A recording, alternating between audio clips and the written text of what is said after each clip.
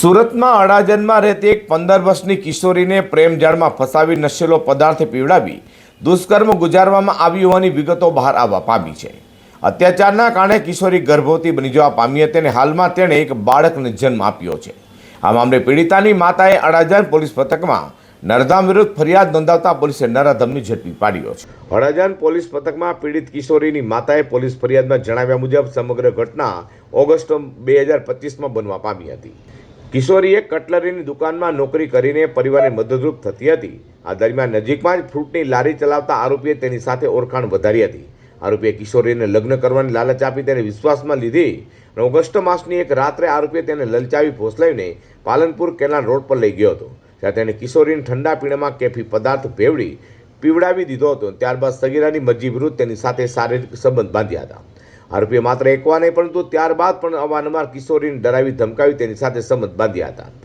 ભોગ બનનારા કિશોરી જ્યારે આ વાતનો વિરોધ કરતી અથવા પરિવારને જણાવવું કહેતી ત્યારે આરોપીએ તેને જાનથી મારી નાખવાની ધમકી આપતો હતો. આરોપીએ ધમકી આપતા કહ્યું કે જો તું આ વાતની જાણ કોઈને કરીશ તો તને જાનથી મારી નાખે. તેમ કહીને આરોપીને કિશોરીનું મોઢું બંધ રાખ્યું હતું.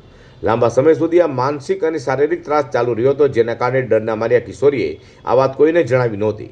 શારીરિક સંબંધના કારણે કિશોરી ગર્ભવતી બની ગઈ હતી. ત્યારે કિશોરીએ પોતે ગર્ભવતી હોવાની વાત આરોપીને કરી અને લગ્ન માટે દબાણ કર્યું. ત્યારે આરોપીએ અશ્લીલ સ્વરૂપ પોતાનું બતાવ્યું હતું.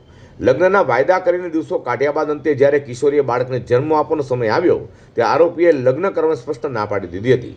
પીડિતાની માતાના જણાવ્યા મુજબ તેમની દીકરીને ગર્ભવતી બનાવી અને બાળકની માતા બનાવી આરોપી ત્યાંથી નાસી છૂટ્યો હતો. પીડિત કિશોરીને પ્રસૂતિની પીડાઓ પડતા તેને હોસ્પિટલ ખસેડાઈ હતી, જ્યાં 3 દિવસ પહેલા તેણે એક સ્વસ્થ બાળકને જન્મ આપ્યો છે. સગીર વયે માતા બનેલી કિશોરીની હાલત જોઈ પરિવાર સ્તબ્ધ થઈ ગયો હતો. અંતે હિંમત ભેગી કરી કિશોરીની માતાએ અડાજણ પોલીસ મથકમાં આ બાબતની આરોપી વિરુદ્ધ પોક્સો એક્ટ અને દુષ્કર્મની કલમો હેઠળ ફરિયાદ નોંધાવતા અડાજણ પોલીસે તરત જ તપાસ હાથ ધરી હતી અને અડાજણ પોલીસ એક્શન મોડમાં આવી ટેકનિકલ સર્વેલન્સ અને બાતમીદારોની મદદથી પોલીસે નાસી છૂટેલા ફ્રૂટ વિક્રેતા આરોપીની શોધખોળ હાથ ધરી. નરાધમ મૂળ ઉત્તર પ્રદેશના બાંદા હાલ પાલનપુર જકાતનાકા ખાતેના વિવેકાનંદ ટાઉનશીપમાં રહેતા અર્પિત આનંદ પ્રકાશ ગુપ્તાને ઝડપી પાડી સળિયા પાછળ ધકેલી દીધો છે.